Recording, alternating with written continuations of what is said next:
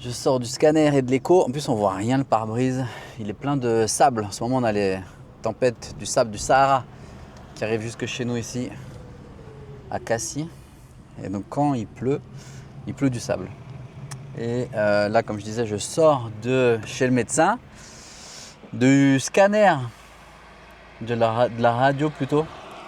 Radio et écho du biceps parce que je me suis abîmé le tendon du biceps à la bagarre. Et en plus, je sais pas si on arrive à voir, j'ai le front, il est complètement marqué parce que j'utilise trop ma tête quand je m'entraîne au grappling et au jiu-jitsu brésilien. Bref, aujourd'hui rapide, une petite vidéo pour parler de... D'ailleurs, salut à tous pour ceux qui ne me connaissent pas, qui ne me connaissent pas d'ailleurs. Je m'appelle William et j'ai créé, ou je sais pas, je suis le fondateur de plusdeclients.com, d'accord? Donc pour ceux que ça intéresse. Et je voulais juste rapidement parler d'une stratégie. Alors j'ai fait un training, pour ceux que ça intéresse, je vais mettre le lien en description de la vidéo, où je parle d'email marketing, l'importance de l'email marketing, certaines informations que parfois on oublie de nous dire sur l'email marketing, ce que vous pouvez éviter. Et j'ai fait en fait un tuto qui vous montre comment est-ce que je remplis ma liste email sans dépenser 1 euro en publicité. Alors je ne dis pas que la publicité c'est mal, mais moi je me spécialise dans l'organique, donc sans dépenser 1 euro en publicité et de manière automatique. Donc si vous voulez ce training, le lien est dans la description direct. Et donc en gros, je voulais juste parler de l'importance du double opt-in. Pourquoi est-ce que c'est important de mettre... Alors c'est des vidéos toujours un peu nichées quand même ce que je fais, parce que moi j'aime bien, je m'en fous un peu du reste. Mais le double opt-in, pour ceux qui ne connaissent pas, en gros quand vous créez un business sur internet, même pas forcément qu'un business sur internet, mais idéalement, quand vous avez un business, il vous faut penser toujours à créer une liste email. Parce que la liste email, c'est votre contact direct avec vos potentiels acheteurs, vos leads, vos contacts. Et c'est un moyen de communication, même si on peut penser qu'on se fait spammer du soir au matin, ce qui parfois peut sembler vrai. C'est un moyen de communication que tout le monde va vérifier, va regarder au minimum 1 fois par jour. Ça ne veut pas dire qu'ils vont ouvrir les mails, mais au moins ils vont voir leurs mails, les gens, au minimum 1 fois par jour. Pourquoi ? Parce qu'en plus l'email, ça reste le seul moyen jusqu'à présent, parce que le courrier, ça existe encore, mais disons que c'est un peu en train de mourir. C'est le seul moyen, ou c'est le moyen de communication officiel principal de tous les organismes. Peu importe les organismes, d'accord ? Les organismes de santé, les impôts, l'EDF, peu importe les taxes, la CAF, Pôle emploi, ce que vous voulez, c'est le moyen de communication officiel.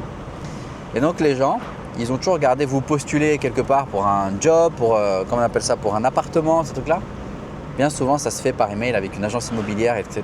Donc, c'est pour ça que c'est important lorsque vous créez un business sur Internet. On parle du business sur Internet, mais ce n'est pas limité au business sur Internet, mais moi, je vais me spécifier pour le bien de cette vidéo au business sur Internet.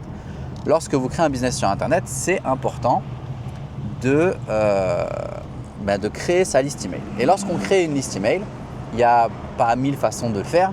On met sur une page web, avant une promesse, sur une page web, on met ce qu'on appelle un formulaire, d'accord, à remplir. Les gens ils remplissent avec leur formulaire, remplissent leur formulaire avec leur prénom bien souvent, leur adresse mail, et ils rentrent sur une liste d'emails. Et ensuite, soit ils arrivent sur une offre directe, soit ils arrivent sur des séquences qui sont automatisées ou pas et qui vont envoyer en fait des emails au contact en question avec des offres. Ça peut être des offres gratuites, d'accord, rejoindre une communauté, télécharger des ressources, récupérer des cadeaux, des bons de réduction. Ça peut être des offres directes, un achat direct.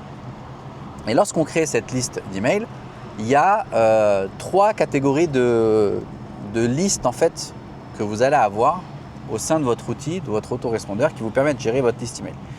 La première catégorie, ce sont ce que moi j'appelle les contacts. C'est des prospects entre guillemets, c'est des gens qui ont volontairement et sciemment mis leur adresse email quelque part et qui atterrissent sur cette liste de contacts et que vous allez alimenter d'informations jusqu'au moment, si c'est votre but, mais j'espère que si vous êtes un entrepreneur, c'est votre but, jusqu'au moment où vous allez déclencher une vente chez ce contact-là. Et ça peut prendre plus ou moins de temps en fonction de l'offre, de votre niche, de votre prix, de votre capacité aussi à déclencher un achat chez quelqu'un. Donc ça peut prendre plus ou moins de temps pour ça. Donc ça, c'est les premiers. Les contacts, idéalement, quand vous avez une liste email, c'est comme, enfin, c'est sur Internet, c'est le nerf de la guerre. Une partie du nerf de la guerre, ça reste quand même le trafic, savoir générer du trafic. Et idéalement, ces contacts-là, en fait, il vous faudrait en avoir tous les jours des nouveaux. Pas que les anciens servent à rien, mais tous les jours, il faudrait rajouter, avoir une capacité à remplir sa liste email de nouveaux contacts, idéalement qualifiés, sur votre liste que vous allez alimenter en automatique ou pas. Première liste. Deuxième liste, ce sont les contacts, ce que moi j'appelle les dead leads, des contacts morts.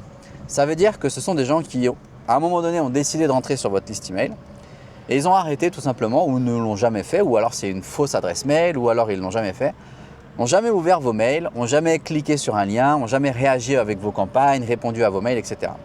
Ces gens-là, en fait, ils sont dans cette liste. Idéalement, il faut les supprimer parce qu'ils affectent la alors en français c'est dévelabilité, bref je m'embrouille, je ne sais plus, deliverability en anglais.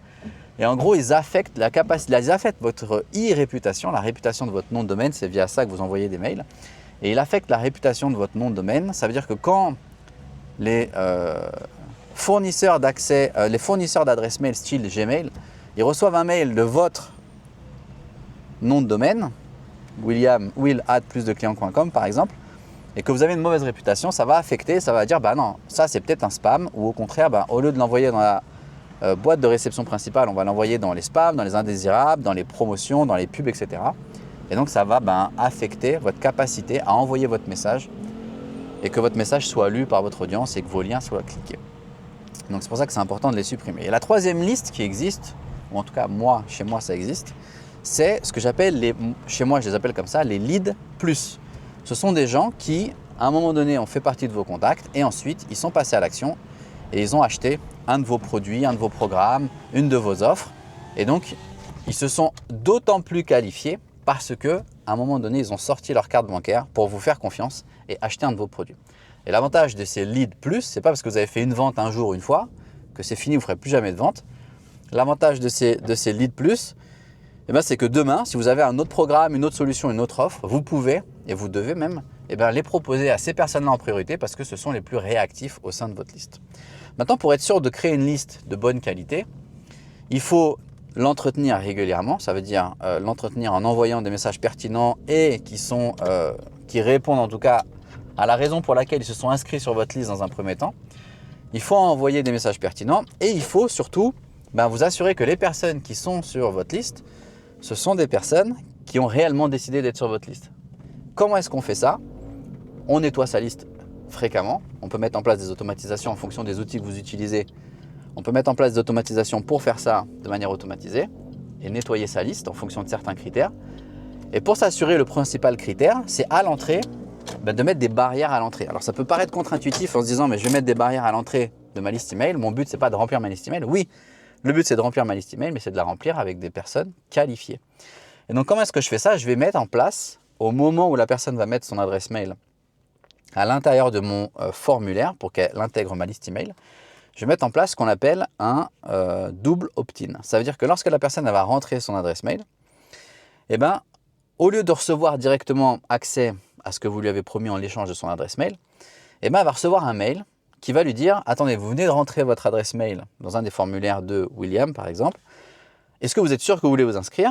Avant de vous inscrire, s'il vous plaît, et de recevoir ce qu'on vous a promis, cliquez sur le lien pour confirmer que vous souhaitez bien vous inscrire. » Alors, il y a une fausse idée reçue qui veut que depuis le RGPD, le double opt-in en France soit obligatoire. Ce n'est pas obligatoire, mais c'est vrai que c'est recommandé pour s'assurer que les personnes qui soient sur sa liste, elles aient réellement, sciemment et volontairement décidé de s'inscrire sur cette liste-là. Parce que ça pourrait très bien être quelqu'un de mal intentionné qui prend des adresses mail au hasard et qui décide de remplir, je ne sais pas ce qu'il aurait à faire de ses journées, ce serait vraiment un pauvre type ou une pauvre nana, je ne sais pas. Mais ce serait en fait de mettre volontairement de fausses adresses mail, aux adresses mail réelles mais qui ne nous appartiennent pas sur des formulaires des autres personnes. Et ça évite en gros aussi que les personnes ils signalent votre adresse mail, votre nom de domaine comme spam parce que vous envoyez des mails à des personnes qui n'ont pas demandé. Donc l'importance de mettre un double opt-in, selon encore une fois c'est mes critères, ça ne regarde que moi, mais moi en tout cas je le recommande, c'est que vous allez non seulement avoir une meilleure qualité des leads qui vont s'inscrire sur votre liste parce qu'ils vont devoir fournir un effort supplémentaire pour s'inscrire. Donc vous assurez que ces personnes ont réellement envie de s'inscrire. Et en plus, Vous allez mettre ce qu'on appelle une barrière, un barrage à l'entrée. C'est comme quand vous voulez rentrer dans une boîte de nuit. Admettons, vous avez deux boîtes de nuit l'une à côté de l'autre. Et vous en avez une, celle de droite, il fait rentrer tout et n'importe quoi.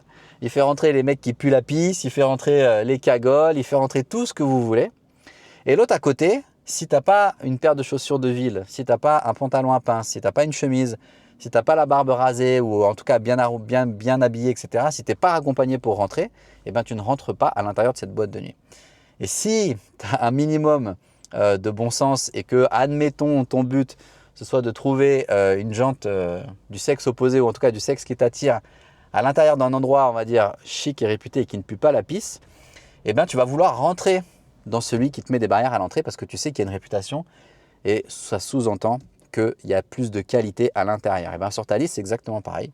Quand je propose par exemple des ressources gratuites, comme tu peux télécharger dans les commentaires, il y a un lien pour récupérer la ressource gratuite, et ben tu verras que si je mets une barrière à l'entrée en disant je te le donne uniquement si tu confirmes que tu as vraiment envie de t'inscrire, et ben ça prouve aussi que je prends soin de la qualité du travail que je fais, je prends soin de produire et de créer de la qualité, et je prends soin aussi de la qualité des gens qui vont rentrer. Je ne laisse pas rentrer tout le monde et n'importe qui. Et donc si c'est juste pour faire le touriste, et ben tu n'es pas le bienvenu entre guillemets. Et donc ça c'est important pour ça. Un seul endroit où par exemple je ne mettrais pas de double opt-in, ce serait vraiment contre-intuitif parce que c'est vraiment pas le but. C'est si jamais j'envoyais du trafic payant vers une page d'opt-in, d'accord, une page d'enregistrement, ce serait de mettre un double opt-in sur du trafic payant. L'objectif, ce qu'on veut, c'est vraiment faire du volume lorsqu'on fait du trafic payant. Donc moi, personnellement, je ne mettrais pas sur mes publicités, j'en fais pas pour l'instant, mais je ne mettrais pas, et quand je faisais des publicités, de double opt-in sur cet endroit-là. Donc voilà, je voulais parler de ça, je trouve que c'est important.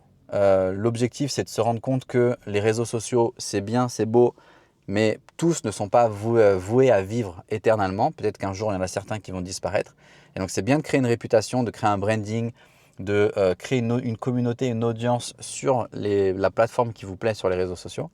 Mais c'est encore plus important d'avoir ce réflexe à chaque fois que je fais quelque chose, de se dire je veux recréer, remplir ma liste email parce que c'est mon contact direct, c'est mon moyen de pouvoir communiquer, de faire des offres directes à mon audience via cette liste-là. Ok. Et quand vous le faites, vous mettez en place le double opt-in. Encore une fois, merci en tout cas d'avoir regardé la vidéo jusqu'au bout. S'il vous plaît, n'hésitez pas, s'il vous plaît, n'hésitez pas de vous abonner. N'hésitez pas de me laisser un commentaire, ce que vous en pensez. Est-ce que vous mettez ou pas en place le double opt-in sur vos séquences?